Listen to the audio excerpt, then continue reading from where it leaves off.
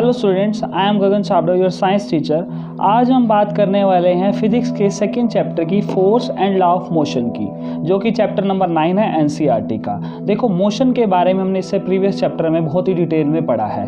तो अगर देखो, ये बहुत ही इंटरेस्टिंग चैप्टर है, इसके बारे में हम बात करने वाले हैं, तो आप ध्यान से समझिएगा। तो अगर मैं आपको कहूँ is rest a natural state, अगर मैं आपको कहूँ कि आपको पूरी लाइफ एक ही जगह बैठकर काम करना है, तो ये क्या पॉसिबल है? या फिर अगर हम बात करें कि कोई भी है मूव करता जा रहा है, मोशन में चलता जा रहा है, कभी नहीं रुक रहा है, तो क्या वो काम पॉसिबल है? मतलब अगर हम इन दोनों को रिलेट करें, क्या किसी के लिए भी एक स्टेट में फिक्स रहना वो पॉसिबल है? तो what is the thing which change natural state, तो वो क्या चीज़ है जिसके द्वारा हम कोई भी चीज़ को मोशन से रेस्ट में ला सकते हैं या रेस्ट से मोशन में ला सकते हैं? देखिए, इस टर्म को जो हम बोलने वाले हैं वो है फोर्स, और हमारा चैप्टर भी यही है, force and laws of motion. तो फोर्स को हम देखो 8th क्लास में आप लोग जो हैं बहुत ही अच्छे तरीके से पढ़ चुके हैं फोर्स के बारे में। तो हम एक बार प्रीवियस वाला रिवाइज कर लेते हैं। तो फोर्स क्या है? देखो स्टूडेंट्स, अगर हम बात करें फोर्स की, मैं कहता हूँ यहाँ पर कोई भी पर्सन, ए पर्सन है, वो खड़ा है, बी पर्सन ने आकर उसको धक्का मारा, तो उसकी स्टेट क्या हुई? रेस्ट से मोशन में आ गई, है ना। जब उसने उसको धक्का मारा तो वो क्या हुआ? वो रेस्ट से मोशन में आ गई। या अगर हम एक बात करें एक और चीज की, मैंने कहा एक कार है, वो मूव कर रही है, कार जो है मूव कर रही है, तो क्या है, अगर हम उस पर क्या करें, ब्रेक अप्लाई करें, तो वो क्या हो जाएगी? रुक जाएगी। मतलब मोशन में थी, जब हमने ब्रेक अप्लाई किया तो वो क्या होगी? रेस्ट में होगी। अब हम इस दोनों चीज़ों को रिलेट करें तो क्या बनेगा कि मतलब क्या है, कोई ऐसी चीज़, कोई ऐसा एक्सटर्नल चीज़ जो एक स्टेट को दूसरी स्टेट में लाने में हेल्प करता है या कन्वर्ट करता है रेस्ट को मोशन में या मोशन को रेस्ट में। तो फोर्स की हम यही बात कर रहे हैं। फोर्स क्या है? अ पुश और पुल ऑफ एन बॉडी। क्या है? पुश और पुल ऑफ एन बॉडी।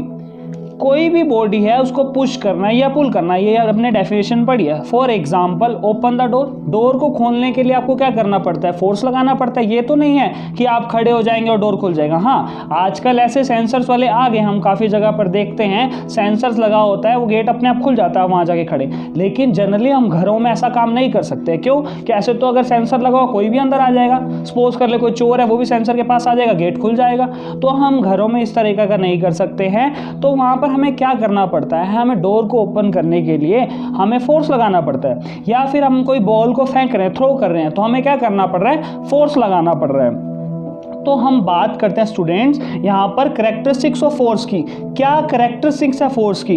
देखो, फर्स्ट कैरेक्टरिस्टिक्स क्या है? Change in shape and size. हम फोर्स को अप्लाई करके किसी भी ऑब्जेक्ट की शेप या साइज को चेंज कर सकते हैं। फॉर एग्जाम्पल, देखो मैं आपको जो है एग्जाम्पल से समझाऊंगा इसको कि किस तरीके से हम फोर्स लगा के शेप और साइज को चेंज कर सकते हैं। तो कैसे? जैसे एक टेबल है, टेबल को हमने क्या किया? हैमर लिया, हैमर को टेबल पे मारा, तो इसकी वजह से क्या होगा? हमारा जो टेबल है उसकी शेप भी चेंज हो जाएगी, साइज भी चेंज हो जाएगा। हमने क्या किया? फोर्स अप्लाई किया। ठीक है ना। दूसरी बात है, दूसरे हमारी कैरेक्टरिस्टिक्स क्या है? Change in velocity of body. Velocity के बारे में देखो आपने पढ़ा है 8th चैप्टर में, वेलोसिटी को अच्छे से एक्सप्लेन किया है। तो मैं आपको इसको भी एग्जांपल से क्लियर कर देता हूँ। फॉर एग्जांपल, आप किसी भी खाली रोड है, बहुत खाली है, तो आप बाइक चला रहे हैं, तो आप क्या बाइक को 20-30 स्पीड पे चलाएंगे? नहीं, आपको पता है रोड खाली है, आप उसको 80-90 की स्पीड से चलाएंगे। तो स्पीड को बढ़ाने के लिए आप क्या करते हैं?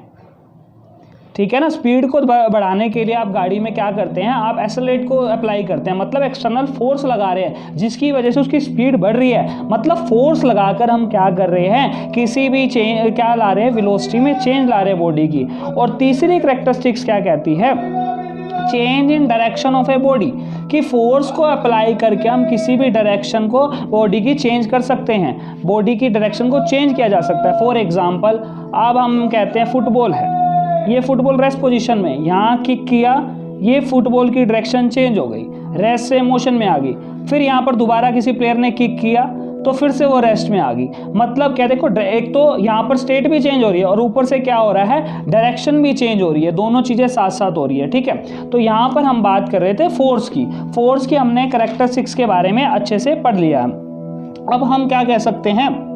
यहाँ पर आप एक एग्जाम्पल और भी ले सकते हैं। आप किस तरीके का एग्जाम्पल ले सकते हैं, देखो आप सभी को पता है क्रिकेट कब सभी को पसंद होता है। तो अब एक बैट्समैन है, वो क्या कर रहा है, बैट्समैन के पास एक बॉल आई, ठीक है, बैट्समैन ने उसको हिट किया, तो बॉल की डायरेक्शन चेंज हो गई, स्पीड भी चेंज हो गई और डायरेक्शन भी चेंज होगी, मतलब वेलोसिटी भी चेंज आ रहा है और डायरेक्शन, मतलब फोर्स क्या है, क्या कर रहा है, दो चीज़ों को एक साथ भी चेंज कर सकता है, ये यहाँ पर बताया गया है। क्लियर हो गया ना आपको मैंने क्या कहा, देखो बैट्समैन है, बॉलर ने क्या किया, उसको बॉल फेंकी, बॉल की स्पीड उसने 140 की ले ली, तो बैट्समैन ने जब हिट किया तो उसकी स्पीड में भी चेंज आया और जिस डायरेक्शन में थी वो दूसरी डायरेक्शन में मूव करी। मतलब फोर्स की कैरेक्टरिस्टिक्स हमने क्या क्या पढ़ी, हमने पढ़ा फोर्स जो है शेप और साइज को चेंज करता है, फोर्स है वेलोसिटी ऑफ बॉडी को चेंज करता है, और फोर्स क्या करता है, डायरेक्शन की बॉडी की चेंज करता है। ठीक है, ये हमारा इंट्रोडक्शन था इस चैप्टर का। अगले में हम डिफरेंट टाइप ऑफ फोर्स के बारे में पढ़ेंगे और लॉज ऑफ मोशन के बारे में पढ़ेंगे।